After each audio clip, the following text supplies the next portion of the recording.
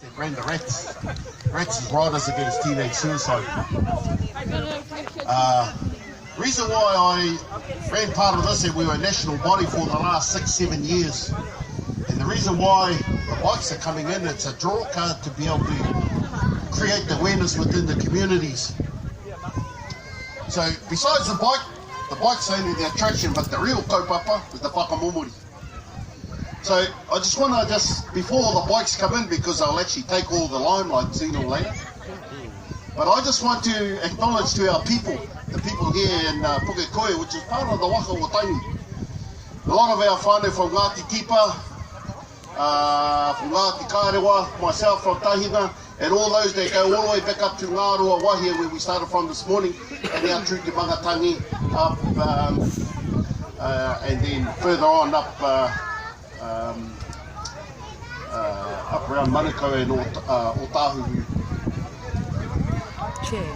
Suicide is one of those things that are many, just like diabetes, just like cancer, just like anyway, just like diabetes and cancer. Only difference with suicide is that there's no cure. You can't go to the doctor and get a prescription or a medicine for it. So I've been campaigning about this kaupapa for the last 7 years, and what I've found throughout this haerenga is that there's certain age groups that actually take their lives. Just recently, for some of you, if you listened to the news last week, the youngest was 8 years old. That's our tamariki. 8 years old. For us as Māori, we treasure our tamariki as our most beloved, as we do with our old people, because they too are in the same category as any other person that commits suicide or whakamomori. What I've found is from the ages from 8 to 12, and some of you would relate to this, the older generation, is that when you were at school, the most common thing that contributed towards suicide for these kids today, not in my time, but today, is physical bullying and name calling. Simple as physical bullying and name calling. I got that when I was at school. Never did me any harm. The only difference is you can't tell your tamariki that today, because the way they communicate is like this. Son, go out and take the rubbish. Yeah, I can hear that. Their level of communication isn't like kanoi ki te kanoi anymore, because they're talking to a small little technology gadget. How many of us can recognize or identify with that? So it's a common thing, not just here, not just in Ngārua Wahia where I'm from, or down the port, or up north, or as far as Gisborne where we've been. We're down Taranaki next month for the same kaupapa. So these aspects happen all around the motu. So from the ages to 8 to 12, it's the physical and verbal bullying. From the ages from 12 to 19, can anybody take a guess what that might be? Anybody? Peer pressure. Not quite that. Alcohol and drugs. That is part of the contribution, but one of the biggest ones is what I just talked about, and it's these things here. iPhones, iPads, just phones. You know why? Because when I went to school, I walked in the library and had all these books on the shelves. Kids can access that right in this. So the level of knowledge that the kids access today is at their fingertips. If they want the answers to something, what do? Google it. So this is a reality. Whānau, from here today, you go back and you assess your kids and just observe. Just observe what they do, even your mokopuna, because they're just as clever. So the ages from 12 to 19, when I talk about technology, that's what we call cyberbullying. Texting, Facebooking, Snapchat, you name it, rangatahi, and verbally on these things here, what we call cyberbullying, directly send a message, an ugly message to their mate. I just finished saying that because when you talk to your tamariki, they don't have that level of kanohi ki te kanohi. So what I mean is that they can't look at you or the person they're texting or Facebooking and look at what type of day that person's having, whether that person's crying, whether that person's happy or not. They don't have that level of direct contact. Like I can see now with you, if you're hot, if you're cold, I can see that now. But when the kids are on Facebook, when the kids are texting, they just send it straight out. They don't hold back. So cyberbullying is one of the key contributors from the ages 12 to 19. And this is the biggest area of whakamomori that's happening right now between the ages of 12 to 19. From the ages of 19 to 40, can anybody guess what that might be? Some of the contributions. Anybody? Whānau. Drugs and alcohol. That is one of the biggest contributions, but the thing that really contributes to drug and alcohol is no money. Kia ora, my bro. No money. So if you got no money, you obviously got no job. Hey. So I'm trying to get our whānau to understand this. You got no job, you got no money, so what's your next level of call? You're going to tāhai or pinolo, smokes, drugs, alcohol. Alright? He's in that category from the ages of 19 to 40. You think about it, if some of you that are grandparents now, and you look at your tamariki, that may be 30 years old, they still your tamariki, but you look at them, if they got no work, they've got kids, they haven't got any money, what type of quality of life are they giving your mokopuna? What type of quality of life are they giving your kids? If they got no money, their choices are very limited. Kapai, you agree? Aye. So, from that age group, from 19 to 40, it's really the jobs, the no money, the stress level, the anxiety starts creeping up. And a lot of us actually fall into that category. For whatever reason that may be, whether governments don't provide job, whether there's jobs out there but you aren't skilled or qualified for it, and you think you're no good for it, the level of anxiety, the level of stress you're creating in your life or around your whānau, that's another big contributor to suicide. If you look back 6 months ago, or maybe even months ago, the dairy prices amongst the dairy industry, what actually happened there was that the dairy payout actually dropped. Now those people that had mortgages with Fonterra, their mortgages they dropped, they still got to pay the same mortgage every month. But when you're getting a low milk fat content payout, and you get a lump of money put in your hand, it's lower than what you're normally used to paying back to the bank.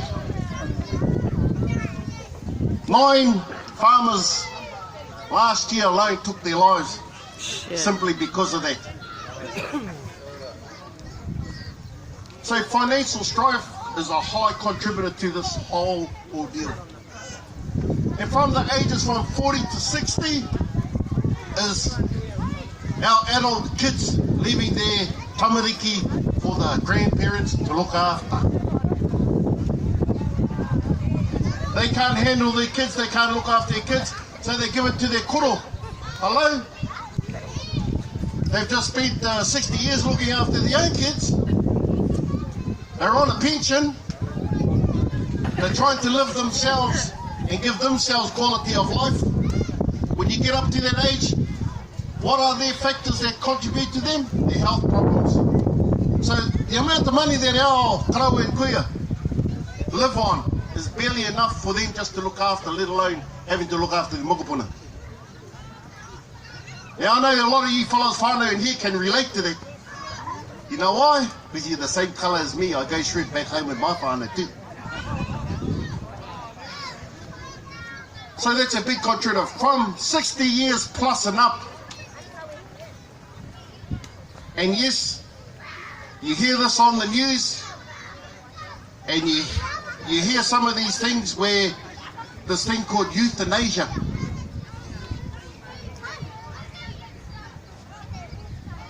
Anybody know what euthanasia is?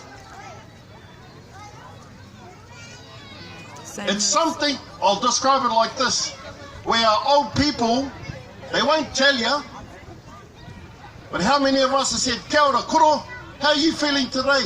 Oh, pai ana moko, pai ana. That's what they tell you. But as I said, from the age of 60 and up, what do our old people experience? Health issues. They're not going to tell you whether they're sick. They're not going to tell you whether they mamai on the inside. So they don't want to bother you. What they psychologically think in their head is, I'm on my way out. Mokopuna, don't worry about me, you got a life to live. And there have been, I think it was 17 cases of that happening last year from that age group of 60 plus. So whānau, it's a reality. It just doesn't happen from the ages of 8 all the way to 12, or 12 all the way to 19, or 19 all the way to 40. It also happens with our kaumātua. And I know a lot of us have heard these stories about asking your koro or your nana if they're okay. And their natural response is, yes, I'm ka pai mokopuna. Literally, they're not. And if anything, you, as their uri, would understand directly how your mother, father, kuia, karaua are feeling at that time. So whānau, I just wanted to share a little bit of this, just so that you fellas can go home and assess in yourself and your own family. As we say in our circles in the R.A.T.S here, is that suicide doesn't take away the pain. All it does is gives it to somebody else. Now, I've just talked about the contributors to suicide. What I can't talk about is when somebody commits that act. Because if I knew the answer to that, I could save lives and everybody else could too. But this is the one big question is in the middle. I can't talk about the act as to why they took their lives. What I can tell you is the contributors before that may have contributed to why they committed the act, and I can definitely tell you about what happens after that. Because we as a whānau go through all the mamai process. If you've been directly affected by suicide, 9 times out of 10, you won't talk about it. Why? Because you don't know how to answer the problem, that problem. You're sitting in your head, you think, geez, I just saw him or her the other day, and they were happy as. And for rangatahi, they have up and down modes or moods, where they could be happy one day, they could be down sad. But our tamariki today, our rangatahi today are very unpredictable, whānau. So if you love your rangatahi, if you love your tamariki, try a different approach as to when my parents brought me up and say, son, harden up, just get out there and do as you're told. Trust me, you can't tell your kids today that. They take an offence to it. So in my experience, whānau, the pain that people carry after the act is committed, this is the part as to why we're here, is to create the awareness, is to bring whānau to the forefront and talk about the experience. Because we've found that in the experience, we're hoping that that can minimise, if not intervene, to stop any one of our whānau from committing this type of act. But it's hard to try and get our whānau to come up and talk about their mamai because it's a time process. It's when they're ready. I can't force that. Nobody else can force that. It's when they're ready to talk about their mamae. But whānau, to those that are strong enough to share your story and to let our own whānau, it's in the old days when it used to be tapu to talk about this stuff. We can't anymore because the rate of our losing our kids and our rangatahi is too fast for us to come out and bring this information and talk about it. So in our circles we call this the ngāngara and taniwha of death. In time, we encourage for those that have personally gone through this whole ordeal to hopefully one day come forward and share your story. We've also taken this back home on the marae. I sit in te whakakitinga o Taunui, and all of this is brought to the fore with a lot of our marae. But whether whānau take it on board is another story. And the reason if they don't take it on board is simply just because of lack of information. With the many other issues that we have amongst our whānau, our marae, hapu and iwi, this is just like cancer, this is just like diabetes. As I said, there's just no answer to it. And that's all I can say. So nō reira te whānau, la mihi kia koutou, thank you for your time. I just hope that I've shared something little and for you to go home and just observe your mokopuna, observe your tamariki, observe your mum and dad, observe your kraua and your kuia. And trust me, if you just sit there and look and observe, you'll learn a hell of a lot about people. So, when the boys roll in, when I left Ngāruawā here, I had to clean up the marae and take the keys back and hand all that stuff back to Ngā Middle up there. And we cut a track straight from Ngāruawā here, up the back road here into Buckley and from Pukekohe. I actually thought they'll be here, but nonetheless, when the boys get here, they're here for the kaupapa. But I just hope that you fellas are able to share as much light about this kaupapa as the excitement about seeing the bikes come in. Here they are. At the end of the day, we ride away from this kaupapa, but the mamae is still left with the whānau. Alright? And we're lobbying to the government that they don't do enough services to help our whānau. Ngā mihi kia koutou whānau. It's watch time now for... Tēnā koe Edu. Kia ora.